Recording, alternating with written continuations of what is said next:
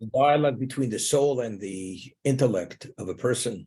That's the format of the work, which is authored by the Ramchal, where the soul asks questions and the intellect responds. And they're discussing 13 tenets of Jewish belief. And the soul says, I accept all of them to be absolutely true and necessary.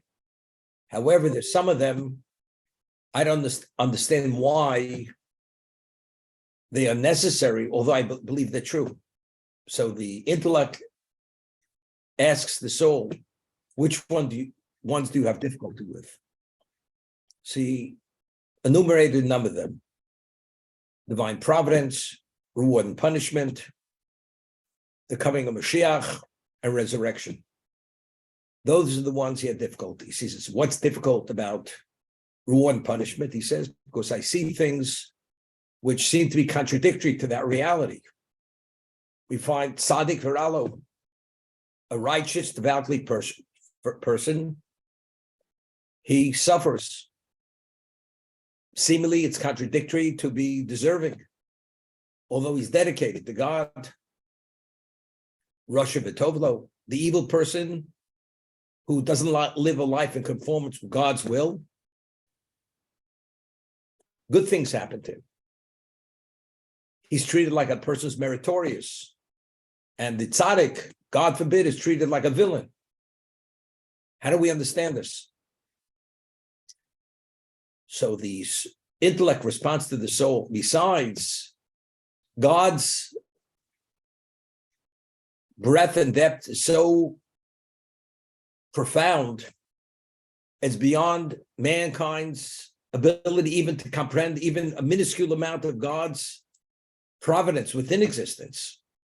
So how do we even approach it to give ourselves some semblance of clarity of exactly how God runs this world?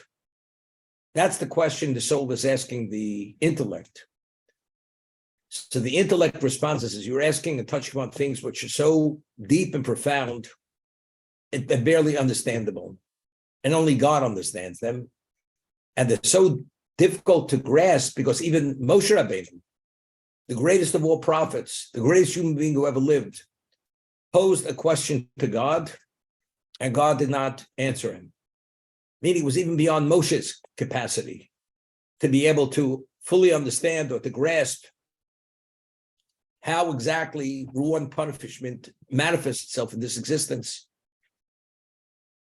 So the soul says to the intellect, anything which is beyond our capacity, I'm not asking to understand, although I accept it as fact, as truth. But whatever we can understand, to give it some semblance of clarity, that's what I want you to explain to me. That's how the soul responds to the intellect. That's where we left off.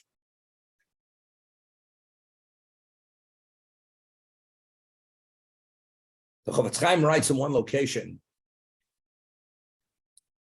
the Talmud tells us that based on a verse in the Torah, a person who's evil, he has no interest in the world to come whatsoever. He lives a life as a physical, intellectual animal, but even the person who lives such a life and rejects God and has no belief in God, he does some acts of goodness, kindness in his life. And if he's deserving of some level of reward, he has to be rewarded. So if we say in Pirkei Avos, Schar B'Amaleko, that the innate value of a mitzvah has infinite value, so, but the man is not interested in the world to come, how do you pay him a semblance of what he's deserving? It has to be so overwhelmingly special and materially exceptional not to be described. And he gives an example.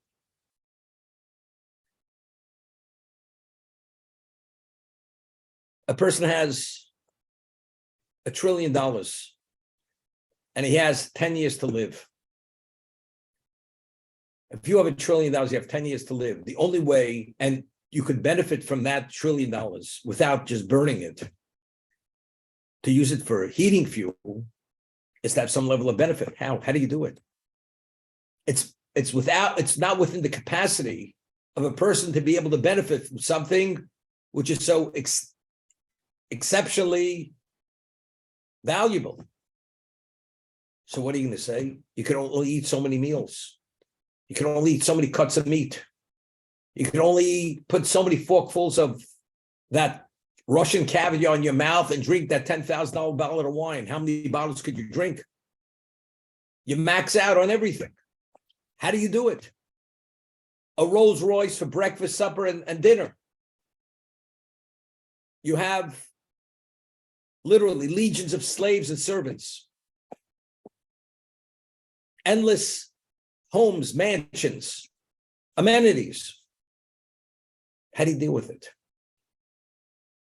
So the only way God is able to reward that person for something that he's deserving, which he has no interest in receiving in the world to come, which is infinite, God has to really condense it, and whatever's considered beyond the pale in material hedonistic, God's going to pack it into those 60 years, 70 years, 80 years. The man is still spry at the age of 100. He's still doing the 100-yard dash. He's throwing the shot put at the age of 100, and he enters into the Olympics. It's unheard of. How is this possible? Well, you realize because God has to pay him off in this world. So he has the health of a youngster at the age of 100.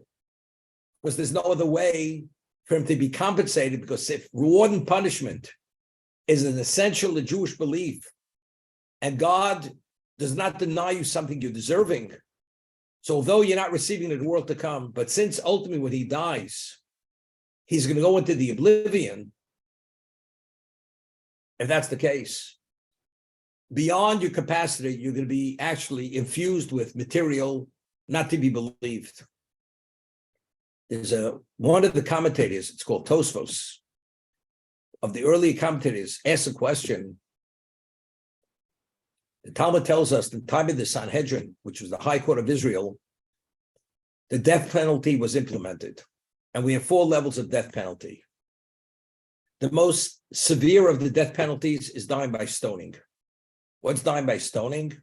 That if you violated certain laws of the Torah, the liability was stoning. It doesn't mean to say the person was stoned the way the Taliban do it. They stone people. That's not the stoning of the Torah.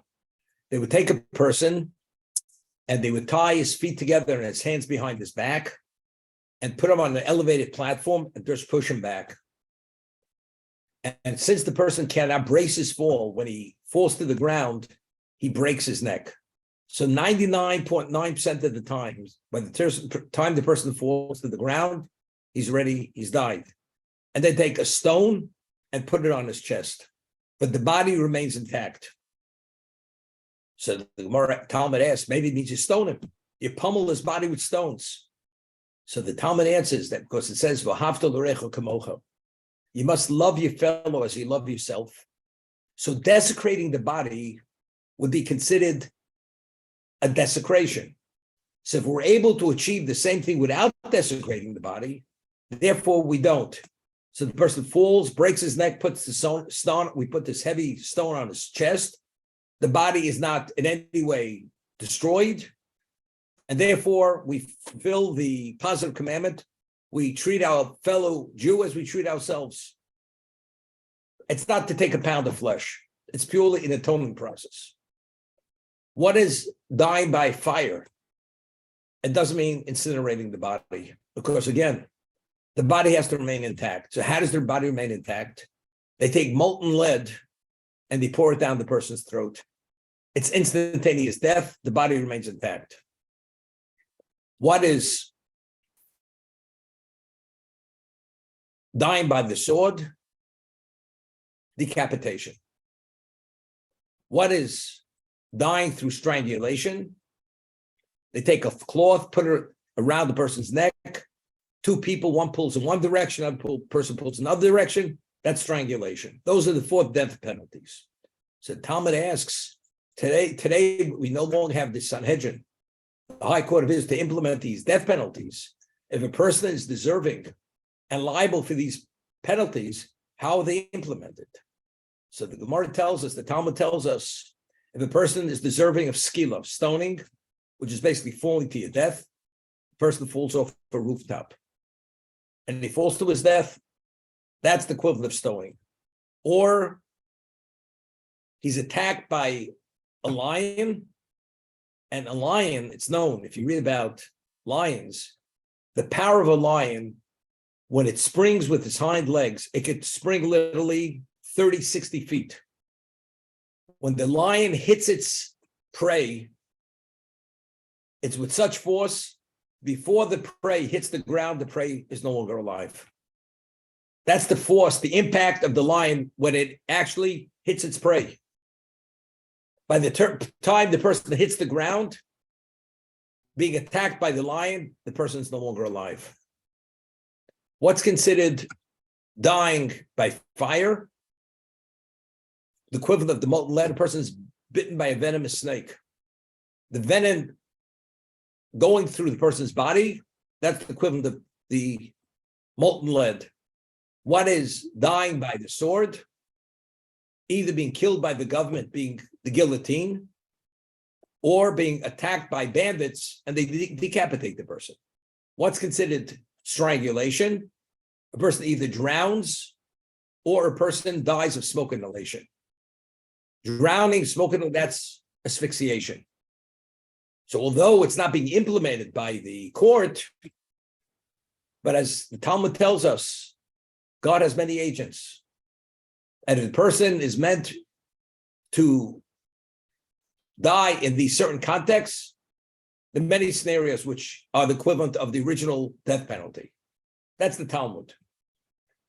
So Tosas has a question. We find evil people who deserve maybe every one of these death penalties. They die a ripe old age in bed with not a day of suffering. How is it?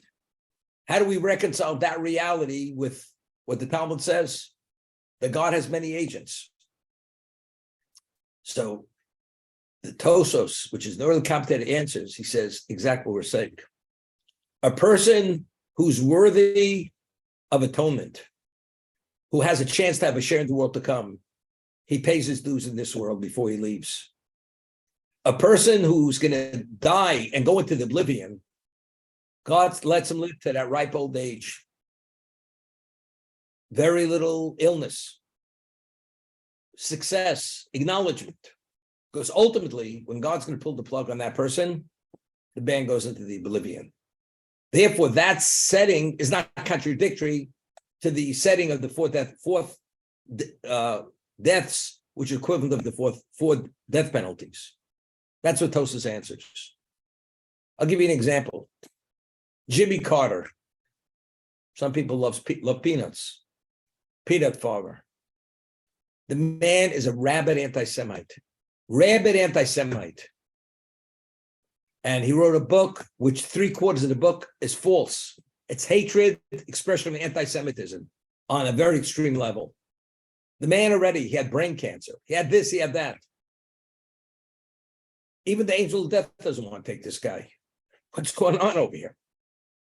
You know what the answer is? Because this guy is getting paid off. When he's ready for checkout time, no limousine is picking him up. The only limousine is picking him up maybe is the hearse. But he's not going 5-star when he leaves this world. And why this Russia, this evil person, why is God extending his life to such a degree? Because it's inevitable he did some good things in his life. He's getting his glory. He's getting his years. He has all his cohorts, his fellow anti-Semites, whatever they are. But ultimately, what Tosas answers regarding these people dying on the deathbeds, despite the fact of their culpability and liability, it's not contradictory. This is called the grand payoff.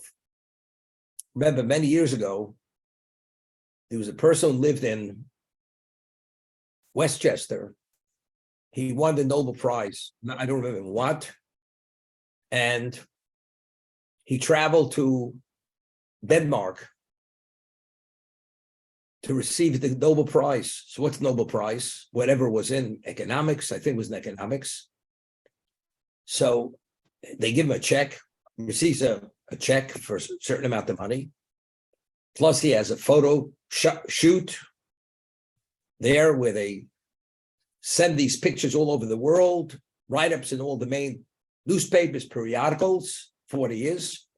Then they give him a medallion with a colored ribbon, which he wears around his neck. That's an indication he's what? He's a Nobel Prize winner in whatever area it is, okay? He flies back to New York. JFK gets into his car. He drives to Westchester. This man is hopping. The level of acknowledgement is his level of fame now that he has. He's written up in all the papers. He's coming back for a welcome, whichever town he lived up in Westchester. What do you think happens? On the way home, he's killed in a car accident. You understand? Here, the man is soaring to the stars, and the guy goes off a cliff. It doesn't make sense. Evidently, this person didn't realize this was his last hurrah. When he had that thing around his neck, he was wearing it in the car, the medallion. Maybe he pulled his head too far down below the dashboard, and he wasn't looking at the road. I'm not sure what happened. But factually, it was his last hurrah. So here the man is chugging along. He's taken off. Check in hand, medallion. And he has copies of all the interviews and the pictures to give to his wife. Doesn't make it home. Evidently, God has something to say about this. For whatever reason, I'm not here to give you a reading on it. But it wasn't meant to be that he should get home. God has many agents. Whether it's the smoke inhalation, whether it's drowning, whether it's falling off a roof, whether it's whatever it may be, not sure what it is, whether it means being killed in a car accident, or it means the ship goes down at sea. You never know. Or maybe it's coronavirus, asphyxiation. I'm not sure what it is. As we say, only God knows. Only God knows. We had 6 million Jews who were murdered in the Holocaust, 1 million children. Is there any way to understand this? Not possible to understand. Not possible whatsoever. Only God knows why. But factually speaking, the Holocaust only affected Jews in Europe, not Jews in the Northern Hemisphere. Not the Jews in the Middle East. Not the Jews, maybe in the Far East, they were affected to a degree. But the Middle East, to a small degree, they were terrified because Ramchal and the African Corps were coming to Egypt and to Israel, and they were destroyed in El Alamein. That's where the African Corps was destroyed. But the United States, Northern Hemisphere, Canada, we weren't touched. Why? What's the reason? The answer is only God knows. But one thing's clear. What happened during the Holocaust, that was the attribute of justice. Why was the attribute justice in Europe and not in the United States and Canada? Only God knows why. But when the attribute of justice is in place, as perfect as you are, you're not perfect enough. You cannot be perfect enough. And if we say, there's no perfect tzaddik, this is what King Solomon says, because everybody has some flaw or some demerit on his record, that's enough for the person to be compromised. Because justice means exactness. The Northern Hemisphere had the attribute of mercy. The attribute of justice was only in Europe. Americans who were in Europe, they were subject to the attribute of justice. They also perished. So now the question is, we asked, but there were survivors.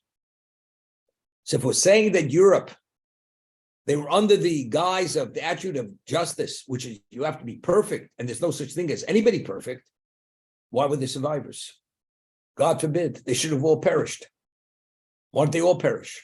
Like at the time of the Great Flood, even devoutly righteous people perished because they weren't perfect enough, because it was the attribute of justice.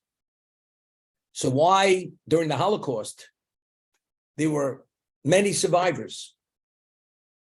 What's the reason? If in fact, due to the attribute of justice, even 1 million children perished in the Holocaust, because that was the attribute of justice. So we explained it this way. If a person continues to live because he's deserving, based on his record, the record cannot be perfect enough. But what about if the person survived, has nothing to do with his record, but because God wants him to be alive in the future, because he has a purpose, he has a mission, and because of the makeup of his soul, as we discussed, each soul has its own challenge to achieve that level of perfection. A person's born in poverty, a person's born in wealth. A person's born in a certain type of environment, a person's born in another type of environment. Each one of these settings is there in place to address the challenges that soul needs to perfect itself. And if you succeed, you achieve perfection. If you fail, then you bring about deficiency. But because each soul is unique in its own right, it needs its own challenge to be able to bring about that level, that end result of perfection. So the souls, the people who survived the Holocaust, they didn't survive because, based on the record, they deserved to survive. But because of their spiritual makeup of their soul, only they could be effective in the future to address whatever mission they had, which only God knows that mission. Therefore, they survived the Holocaust. So therefore, it's unrelated to their record.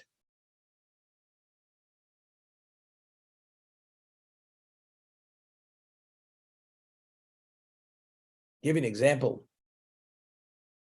People during World War II, which were in prison, and they were in prison because they were counterfeiters. They were forgers. They were able to make perfect plates to replicate the German mark exactly as it was.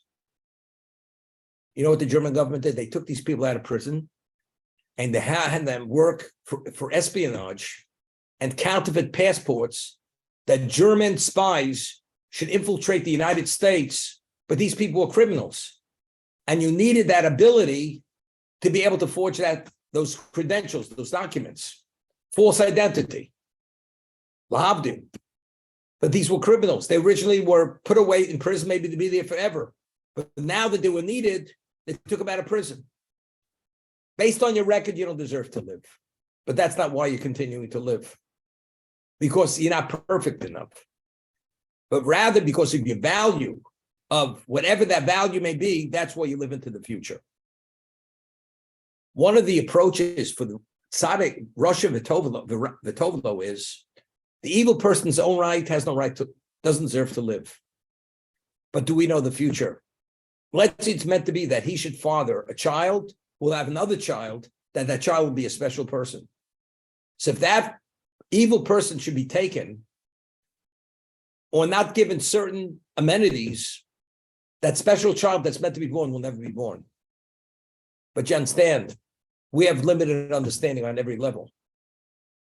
We don't see into the future. But God knowing the future, being in the future, and you say, it doesn't make sense. It doesn't make sense if you don't understand. But if you understand, it makes plenty of sense. And that's why Rosh V'tovlo, even though in his own right he's not deserving, but because of his value of something in the future, for that reason and that merit, he survives and succeeds, despite his own lack of worthiness on behalf of himself.